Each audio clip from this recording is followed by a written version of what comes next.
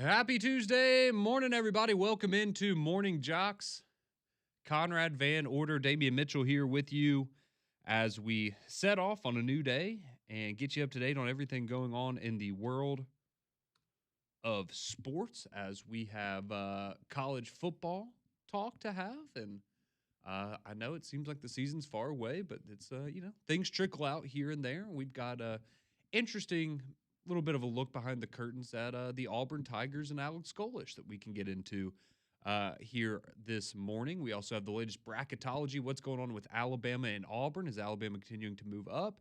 Is Auburn still firmly in the field? So we've got a lot to get to today, and we'd love to hear from you. Always enjoy you being a part of the show. 205-834-9450 right there on the Courtesy GMC text line.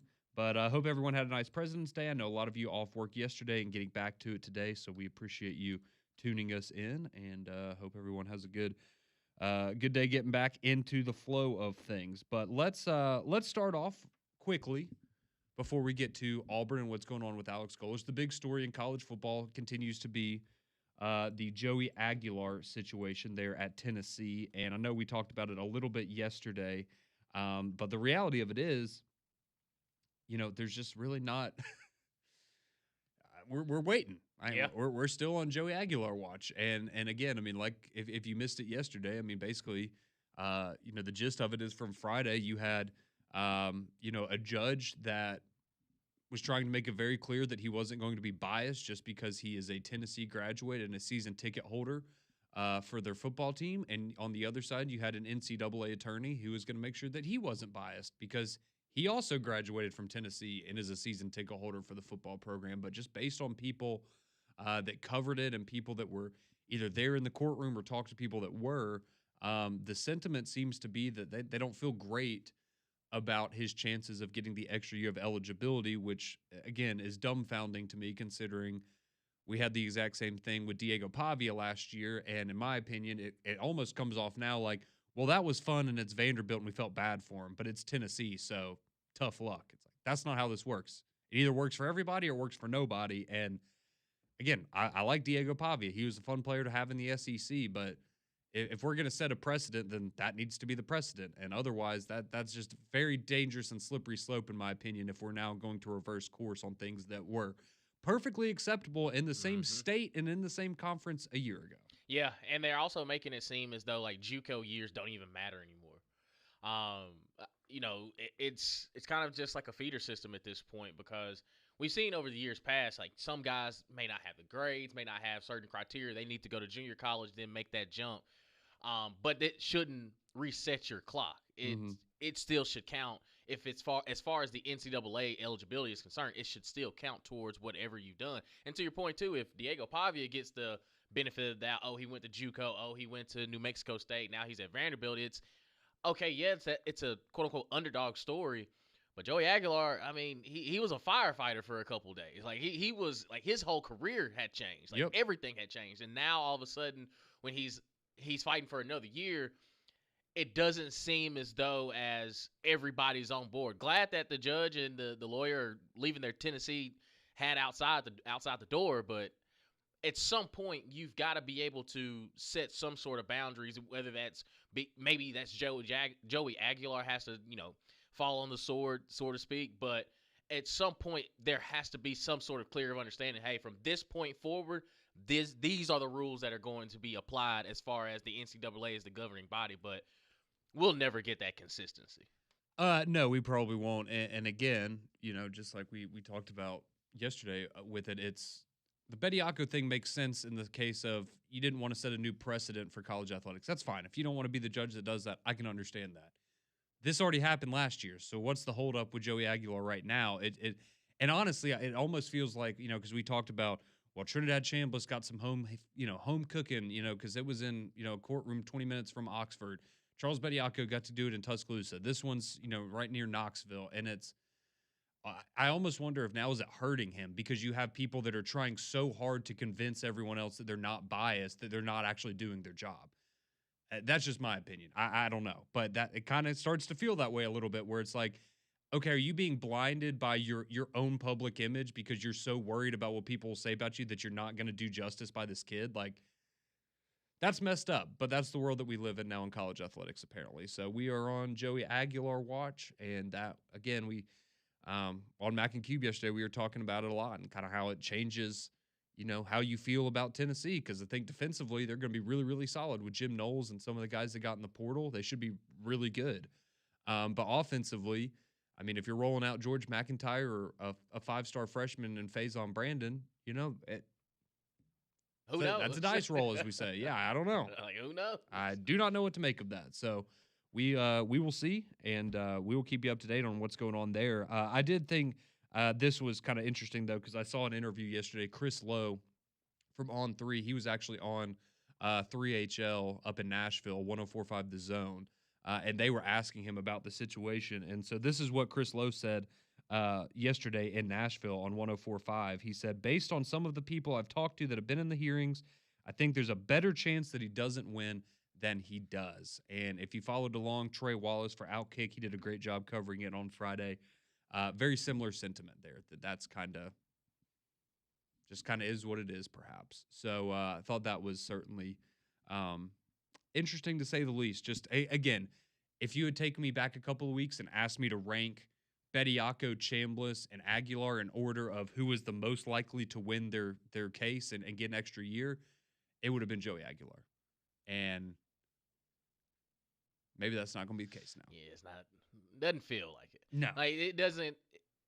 There was a period of time in the Trinidad Chambliss situation where I had a gut feeling that this was going to work out. The Joey Aguilar situation kind of feels complete opposite. Yep. Like I'd be shocked if he won. Yeah. Yeah, I'd be shocked if he does get another year of eligibility. And I just hate it for Josh Heupel.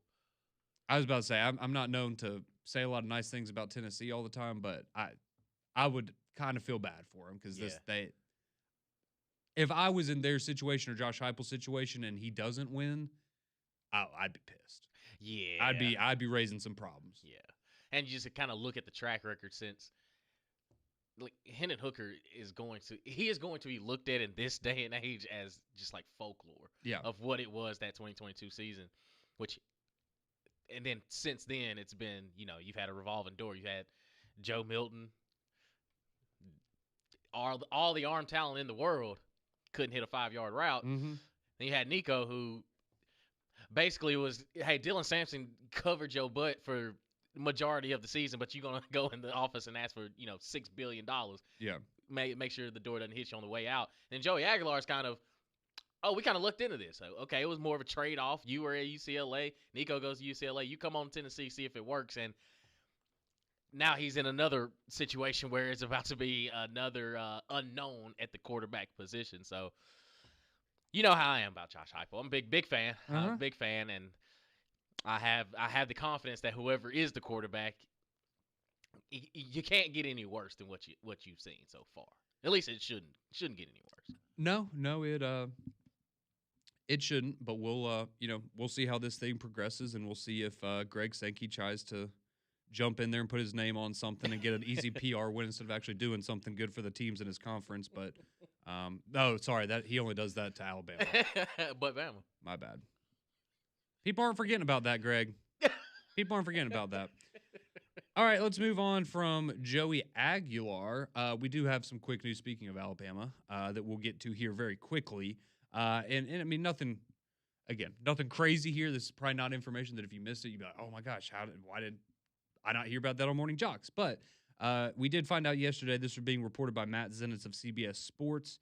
It looks like Alabama is making two new hires to their front office staff for the football program, and that's going to come in the form of Arizona Cardinals scout Stephen Wise and Georgia Tech's executive director of recruiting Alex Mathis.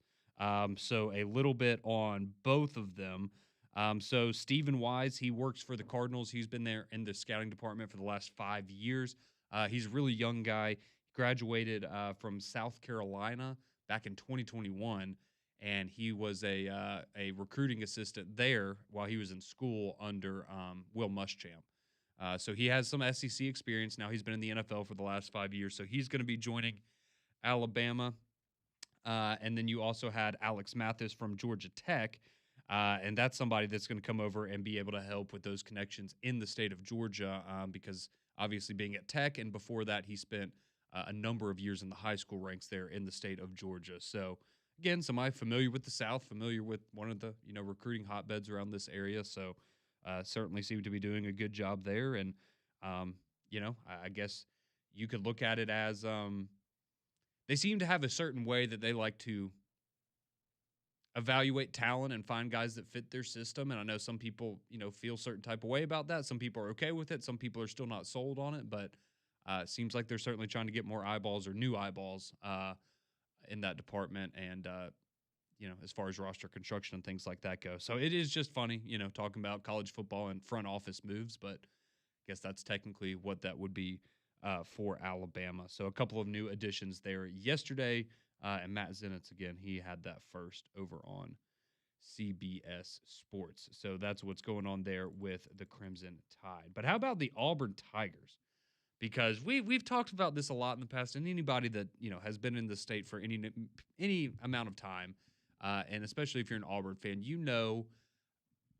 kind of how things work on the plains to a certain degree, right? And that is the fact that there's always people that have some influence and want to contribute to the program monetarily, but also in the form of maybe making decisions or having a little bit more say-so than they should in how things are run in that program. Well, Alex Golesh was asked about that, and he addressed that yesterday. He also has a message to the Auburn family after about 3 months on the job there on the Plains. So we're going to talk a little Auburn football, peel back the curtain on Alex Golesh next on JOX.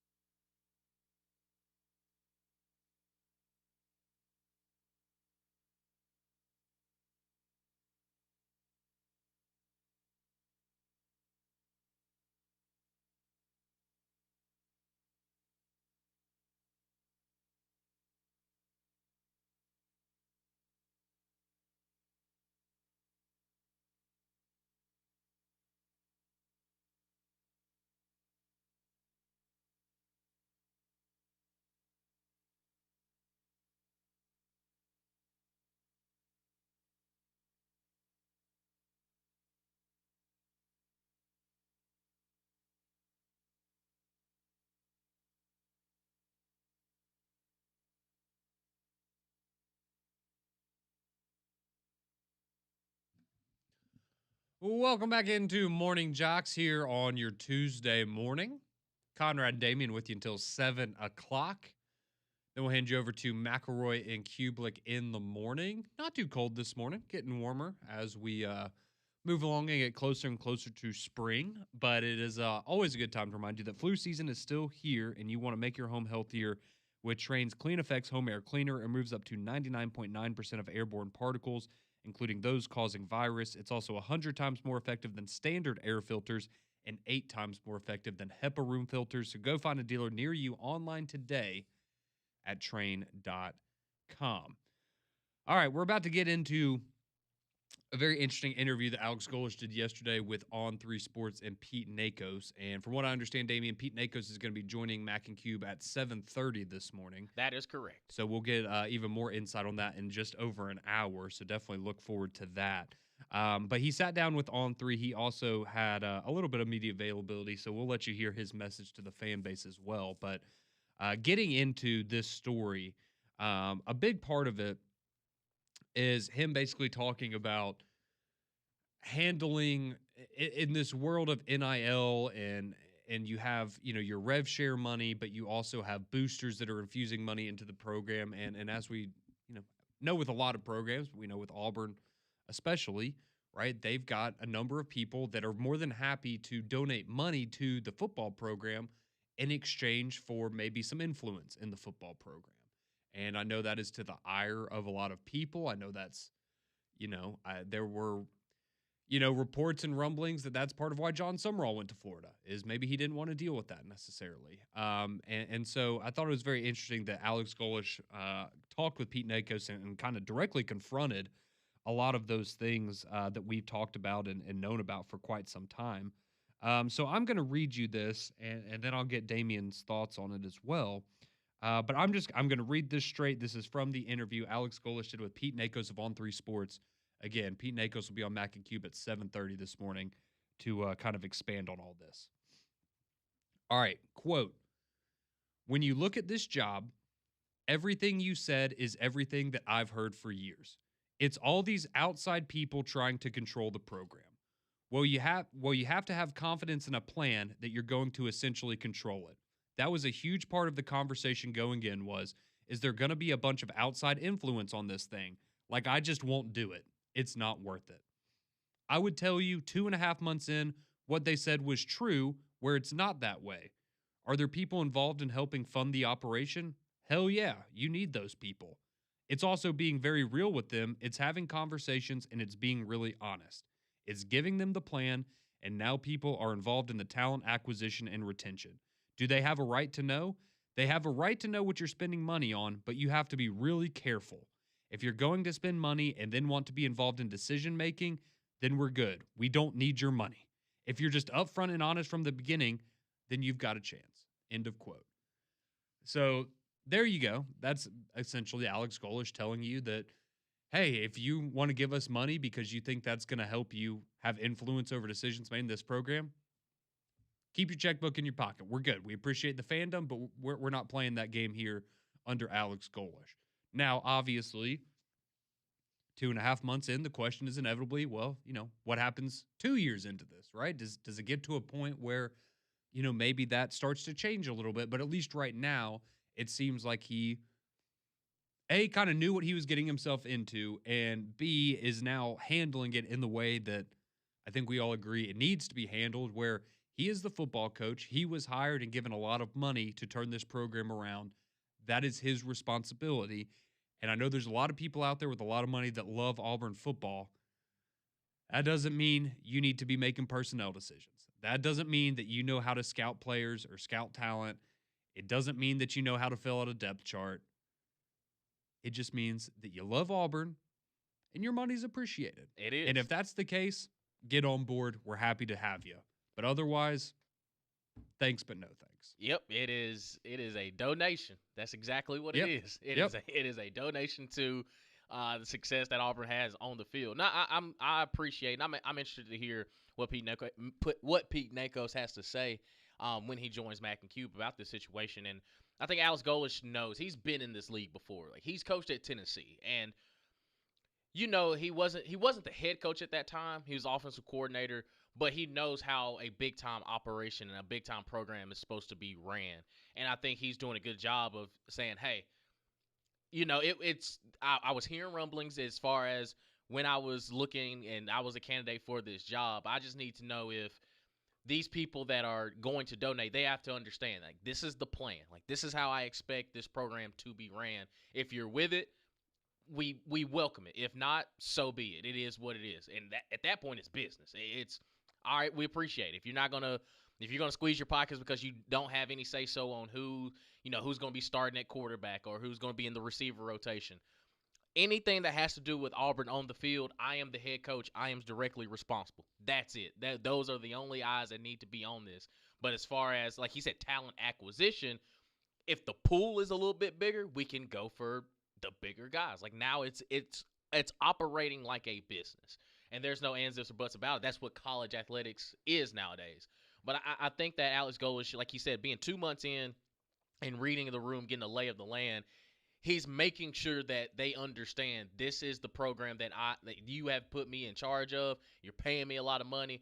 This is how it's going to work, and there's no ands, ifs, or buts about it. So I think the forefront that the fact that he's gotten to the forefront of all of this in the beginning stages, I think makes it easier for the rest of the way, because now it's whatever happens on this football field, I'm not hearing the voices, the ghost on the outside. It's no, I see everything that happens in this program from sun up to sundown. Whatever decision that is being made, I'm going to make it, and that's it. Yeah, it's almost like a higher stakes, like weird version of daddy ball, almost to a certain degree, where it's, you're not talking about your kid. Well, it's almost like, well, that's the kid that I paid for you to bring into this program. Why is he not playing? It's just like when I had that where I grew up, right? It was a lot of that. It was, why is my son not playing? We're buddies. It's like, that's, maybe he's going to put the best player on the field. Yeah, I need the right? best of the level. That's how it's going to work. And, I just, this is a hypothetical, right? I don't, know that this happened. This is just a scenario that I came up with in my head. But imagine you have a booster that says, you know what? I'm willing to give you $3 million right now for the football program. Oh, that's great. Yeah, we can go. We get that, bolster the offensive line, get another quarterback, maybe help out on the defensive line, maybe get a DB. No. I'm going to write you a $3 million check. It's all going to Cam Coleman. Oh, okay, but I think that money could maybe be better spread out and helping 5 or 6 guys as opposed to going after one guy. Yeah, but I love Cam Coleman. He's my favorite Auburn Tiger, and I'm a booster. So here's the money, and you're going to go get Cam Coleman. Like, I could see a situation, again, I made that scenario up, but those are the kinds of scenarios that I could see potentially playing out, where if you're an Alex Golish, that's probably a little bit of a difficult decision of, wow, that's a lot of money, and that would give us a really great player, but you've now opened the door to where that person feels like, oh, all I have to do is stroke a check, and I get to pick and choose what players go on my Auburn football team. And that's the kind of situation that I think you want to avoid. And so, like Damian said, right, it seems like he's gotten out in front of that, and he's not shying away from it. He's acknowledging, yeah, I know, I'm aware of it, but we're, as long as I'm here, at least, that's not going to be the narrative for Auburn football. And I guess through 2.5 months so far, it has not been, and only time will tell if it continues to kind of be that way. But we'd love to hear your thoughts, 205-834-9450 on the Courtesy GMC text line, your thoughts on Alex Golish and kind of his perspective on boosters and how all of that's handled there on the plains of Auburn. But not to leave you empty-handed, we did get to hear a little bit yesterday from Alex Golish. He was speaking, I don't know if it was an On to Victory event or what exactly it was, but this was courtesy of AL.com. They had someone down there covering him. He was speaking with the media for a little bit, and this is not a long clip, but this is after 2.5 months on the job, Alex Golish, his message to the Auburn fans. I would tell you the biggest message is we're here to work, get this thing right for everybody. It's been almost 3 months now, and for the last couple of weeks, we've actually gotten to coach our kids, which has been the most exciting part. But that's been the message the whole time. We're going to come in and work as hard as anybody ever has to get this thing right. And I would tell you 2.5 months in, we're well on our way. All right, there you go. 2.5 months in, well on our way. So Alex Golish seems happy with the way that the program's going, and happy to finally be able to get in front of the kids and actually coach them hands on. And before we know it, it'll be spring practice and A-Day and all that fun stuff. And then we'll be in Tampa for SEC Media Days. So it flies by. It really, really does. And never a bad day to talk a little bit of college football. So that's what's going on there on the Plains with Alex Golesh and the Auburn Tigers. Again, see your text, see your calls, 205-834-9450. If you want to talk a little Auburn, we do have some college basketball to get to as well as we roll along on a Tuesday here on Morning Jocks.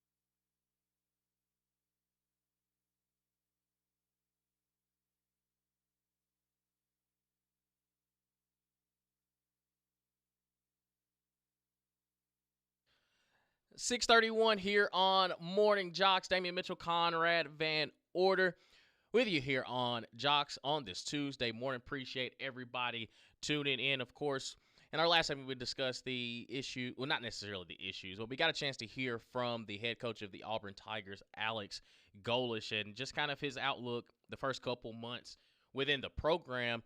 And we're getting some feedback, 205-834-9450 on the Courtesy GMC text and phone lines. And Conrad, it seems like we're pretty active today. Yeah, let's start off with Tim from Coleman on the Courtesy Buick GMC text line. He says, I don't care if it's Auburn or Alabama or anywhere else. If somebody writes a check to the program for millions of dollars, they're going to have some input. Whether you want to call that having influence in the decisions or not, people who write the checks like that expect to be heard. Yeah, but I don't. To me, this is just my perspective of how these things operate. Yeah, the money's good, but as far as personnel discussions go, unless you are a coach on the field and you see these guys day in and day out, I don't believe that influence is as heavy as people really want it to be. Because to me, I don't think like the money can only go so far. And yeah, you can write the big checks, but by God, if we're paying Jackson, look at Jackson Arnold, for example, last year. He was one of the higher paid quarterbacks. Hugh Freeze didn't mind pulling him. Ashton Daniels started the Iron Bowl, and there were situations where it was going back and forth. I think it gets to a point where no matter what number that you put beside it, if they're not producing on the field, decisions have to be made. And I think that Alex Golesh is one of those that, again, he made it point blank. The money will be appreciated, but anything else as far as decision making, I'm going to have the final say so. And I understand a lot of people are going to have their doubts about that. I would be inclined to give him the benefit of the doubt for now, but I do think that there's a fair point to look at it as, okay, let's say you go 6-6 this season. Does that change a little bit? Because you're going to have people behind the scenes, just like with Brian Harsin and probably like with Hugh Freeze, that was, we never wanted this guy in the first place. Oh no, here we are again. And that's when trouble can really start to brew. And I agree with what Tim's saying in the sense that if you're donating that much money, you probably do expect to have an influence and to be heard. It's just, can you navigate that in a way as the coaching staff to where they feel like they're heard, but in a way that doesn't actually impede on any of your decision making, right? Because there's a way you can do that where you can, yeah, sure, tell me what you want. Great. Doesn't mean you have to do it. It just means you treat them a certain type of way. You make them feel more important than they are. Mm-hmm. It's all, it's It's politics, man. You've got to, hey, sometimes, what somebody doesn't know won't hurt them, right? And there we go. And if we're, talking about morals and all that kind of, it's college athletics right now. You got to do what you got to do. So right. if you got to deceive them a little bit and make them feel more important than they really are in the, conversations you have behind closed doors, maybe that's a game that you just kind of have to play sometimes. See, Randall chimes in. He just says, "Mo money, mo problems." That's it. Who all was on that song again? One of the lyrical masterminds, Biggie Smalls. Not who I was thinking of. Somebody else is in there. Okay. If you don't want your producer, if you don't want your producer, your manager all up in your videos, come to Death Row. That was good. Not that. Well, never mind. But yeah, I'm sure Suge Knight listens to the show. Is he still alive? Yeah, he is. He's scary. All right. Anyways, that's a scary dude right there. Yeah, it was. That's a scary dude. All right, let's get to your phone calls a little bit here. Edward, he wants to chime in from Clear on Alex Golesh. What's going on, Edward? Morning, guys. Good to hear from you guys. I think Alex Golesh setting the precedent in saying that the money, appreciate the money, but the final decision is not yours. I think is appropriate, but also I think that he could say, okay, I'll take in consideration where you want to go the money, but realizing that actually that would be not the final decision. One side note, that I think can be related to this. One time I had a chance to talk to Coach Tim Floyd, there was the coach after Phil Jackson in the Bulls. Mm-hmm. And I asked him a question, and I said, what's the difference between college and the pros? He said, in college, I had full control. I could make all my decisions. But coaching NBA, he said, was totally different because the general manager would come to my office in the middle of the week and said, hey, we need to play this player 22 minutes because it's straight value. And he said that make really hard to coach in NBA. But I think Alex Golden is right about that. Yeah, no, that's a great point you brought up there, Edward. Thank you for calling in. We appreciate you chiming in with your thoughts this morning. And yeah, I mean, that's, I guess now you do have the general manager position there, but it's a little different, right? Because you don't have an owner that's kind of, maybe the mouthpiece for them, or they're not, again, like you said, you're not, all right, we got to play this guy to get his trade value up so we can get rid of him. That's not how it works now. It's, you want to transfer? All right, well, that's cool. There's a spot on the pine there for you potentially. So it's, it's a little bit different, but that was interesting kind of look behind the curtain there in the NBA. But appreciate the call there, Edward. Some of you chiming in still on the Courtesy GMC text line, though. Randall, big fan of Edward's call, said, I haven't heard Edward calling in forever. Yeah, it's been a minute. Yeah. Always happy to hear from him. Let's see. Michael chimes in. He says, I think they should let the Auburn fan base pick their starters. Heck, last year after the first game, they had Jackson Arnold winning the Heisman Trophy, so I'd be cool with it. Yeah. There were some high We hopes. all get. Yeah. This is the first yes, game of the they season. did do that, but let's be honest. We all do that with our own, of course, favorite player, team, whatever. I mean, I thought Ryan Williams was going to be Randy Moss 2.0 after the Georgia game, and now he's, I don't know, engaged. Yeah, I don't know if that's real or not. I saw that. I've battled back and forth with it, too. I don't think it's real.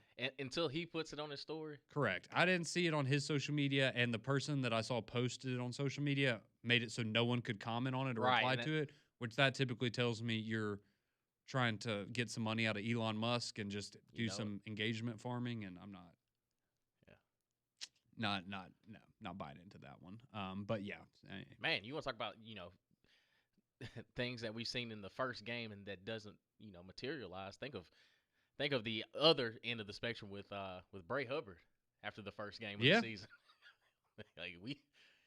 There were some tough conversations after that first week, and then all of a sudden it's like, hey, this is how you respond from this point forward. Absolutely, that's that guy right there. And then going back to the opposite end of the spectrum, you have Will Levis.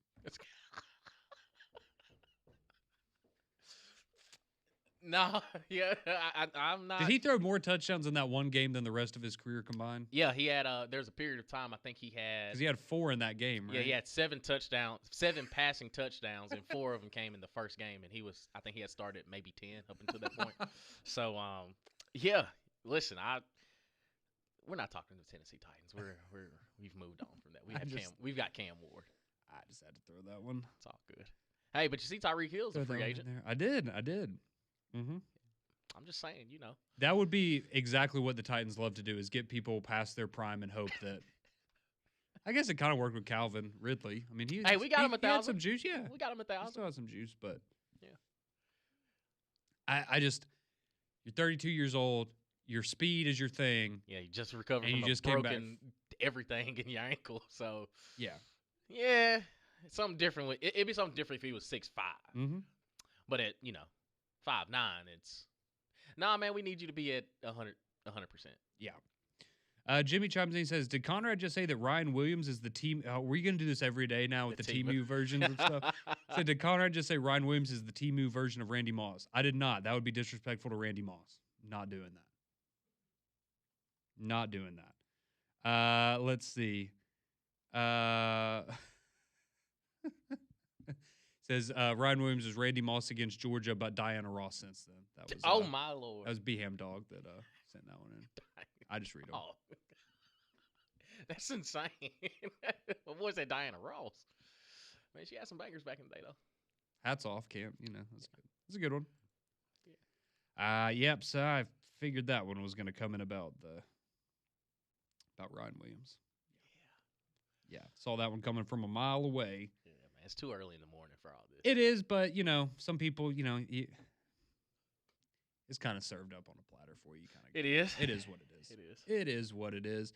And then this text comes in. It also says, with these comments by Alex Golish that y'all shared, it explains what's been happening at Auburn for years. Yeah, and so first off, if you weren't aware of all this, I'm sorry that you had to learn about it at 6 o'clock in the morning. But yeah, it's been a while.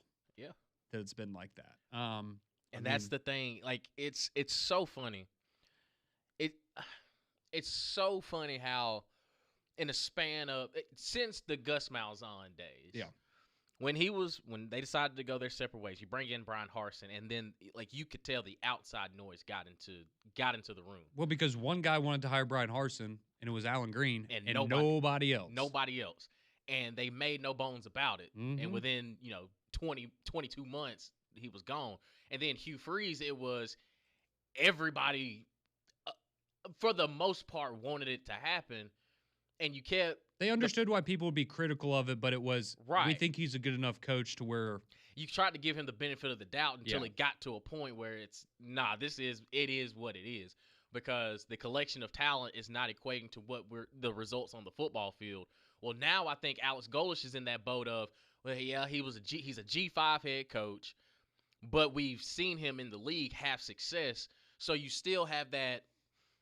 Like I think there's a couple ways to look at it. It's okay if he comes in and does it the way that he wants it to be, you almost have to give him the grace. Yeah. Of hey, this is year one. This is a complete overhaul. And again, the names that have hit the transfer portal, the guys that he's cleaning house. It's going to look completely different than it has year to year. Now it's okay. What we were talking about yesterday on Mac and Cube? It's what are the expectations? And I think there's kind of almost a sense of whatever happens in year one is just going to happen. Yeah. But we at least need to feel better about where the direction of the program is heading under Alex Golesh. And I think, to me, I love him. I love Alex Golesh. He's an offensive guy. It works. But also there is a sense of the unknown because he's bringing a lot of the guys from the G5 at USF, which, again, he had success there. And it's kind of, okay, can we do it at the SEC level? And I think he can. It's just a matter of how long does it take for everybody to just say, hey, we're putting all the chips behind it and let it roll. Yeah. And this is, again, I know we're talking about Auburn because of the story and everything. It's not like Auburn's the only university that has this happen. It's just, it's prevalent because, A, it's in our state. We cover Auburn and everything, and people are more aware of it here. But, also the story we shared with you from Alex Golesh. But, yeah, this is not like Auburn's the only school that has this happen. This happens a lot. In a lot of different places. So a lot of you keep texting in 205-834-9450 on the courtesy GMC text line. We'll get to those. Also give you a little bracketology update next on JOX.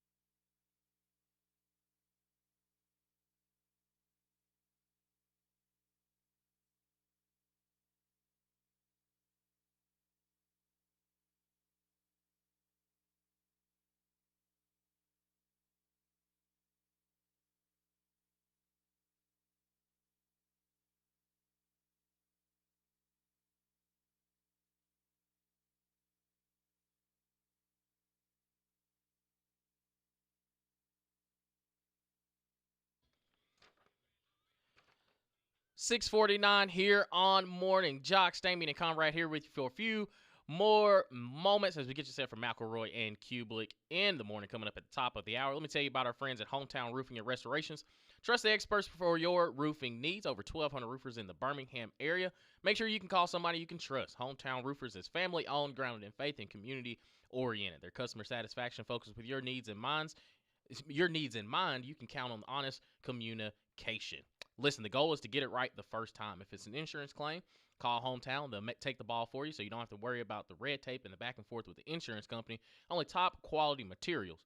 Hometown is certified with 2 of the best national brands of shingle, and they offer lifetime material warranties. Financing is also available. Wonder if you have an aging roof or roof damage. Hometown offers free inspections rated A+ by the Better Business Bureau. They can also handle siding, windows, gutters, and minor remodels. You can give them a call at 205-984-4777 or visit their website htroofers.com. Again, that number 205-984-4777 or visit htroofers.com. Hometown Roofing and Restorations. Do it right the first time. All right, getting to a couple more of your text messages before we give you the latest bracketology. 205-834-9450 again on the courtesy GMC text line. This one says, with the transfer portal, every year is a complete overhaul. Yep. Yeah, for sure. It absolutely is. This one says, I think with the situation of big donors being involved with recruiting, the donors and boosters should be briefed by the scouts and assistant coaches about who, what, and why. You know, here's the tape. This is who we're going after, and we know what the media can't tell you, and that's it. If they want to tell us who to recruit, scout the games, show us some tape, and sell us on why you want to play. Again, I think that's a nice sentiment. I wouldn't want a booster coming in there, let's watch the film on this guy. Yeah. But it's a nice sentiment. I get where you're coming from with Right. that. And then this text comes in. It says, the Florida Gators' biggest donor sits next to Todd Golden at every home basketball game, Hugh Hathcock. I'm sure he has some input. Well, I'll put it like this. If he had input on last year and this year's team, then keep it coming, Hugh. What you got for me next year, buddy? He's got a good eye. Yeah, got a good eye for talent, no doubt about it. So, but speaking of Todd Golden, the Florida Gators, let's give you the latest bracketology before we get out of here and hand you off to Mac and Cube. So Joe Lunardi, he put out his latest bracket last night, or his latest projection. And first off, if you watched the Houston-Iowa State game last night, that was fantastic. And those are 2 teams that I think we will see making very deep runs in the NCAA tournament. That was just an incredible atmosphere, an incredible basketball game last night. But right now, Alabama, they are on the 4 seed line. They are the last number 4 seed, so I guess technically number 16 overall, which is where they've been for about a week now, according to Joe Lunardi. And then you have Auburn, depending on, different places, about a 9 seed right now is what Auburn's kind of looking at. And obviously they have potential to grow from that. And, I know they're in the midst of a 4-game losing streak. A lot of people are like, man, how are they still in the bracket? Or how are they still in the tournament? And they're not a bubble team or what have you. And it's, go look at some of the teams that they beat earlier in the season and look at how difficult their schedule's been. They've been, depending on where you look, either the first or second hardest schedule in all of college basketball. And so that's why Auburn still finds themselves firmly in the NCAA tournament field. But, man, just looking through bracketology quickly, and if the West were to play out the way that it is projected right now, nobody's going to want to have any part of that region, because just right now, according to Joe Lunardi, the top 4 seeds in the West, Arizona, Purdue, Texas Tech, and Michigan State. So you have Arizona who, okay, they've lost back-to-back games, but they look like the best team in the country until about a week ago. Texas Tech, they would be the 3 seed. They've beaten Arizona and Houston. Like, they've beaten the best teams on their schedule, and then they've, tripped up other places. Purdue, very, very good. We've seen them against both Alabama and Auburn this year. At Michigan State with Tom Izzo, that's always a pretty good bet in the NCAA tournament to go and win a couple of games at least. So that region's looking absolutely stacked right now. But Alabama, they would be in the East with Duke, Illinois, and Kansas. The good news is you've played Illinois and beat them this year already, but that's certainly going to be a difficult mix there. Florida, they are the highest seeded SEC team right now. They are a 3 seed, number 9 overall in the South, so they'd be paired up in there with UConn, Houston, and Nebraska in the South. And then the only other SEC team in the top 4 seed lines would be Vanderbilt, and they are the 15th overall seed, so 1 spot ahead of Alabama. But looking quickly at what you have right now with Rocco Miller, Bracketeer.org, does a great job joining us on Three-Man Front every week. He has Auburn, the 9 seed, playing St. Mary's in the first round, and the winner of that game, Duke. So that'd be fun for somebody, right? Yeah. Then you have Alabama. He has them as a 5 seed, actually, not a 4 seed. They would play Belmont in the first round. Then they would likely play Virginia in the next round. And if they were to make it out of the first weekend, you're probably going to play Michigan. So it's going to be tough sledding regardless. It is going to be tough sledding. I think getting out of the first weekend for either one of these teams you'd feel pretty good about that this season. But we will wait and see. But appreciate you all joining us this morning. We're back tomorrow at 6 a.m. Mac and Cube, they're up next. Pete and Akos at 7:30, giving some more insight in Alex Golish and the Auburn Tigers. See you tomorrow.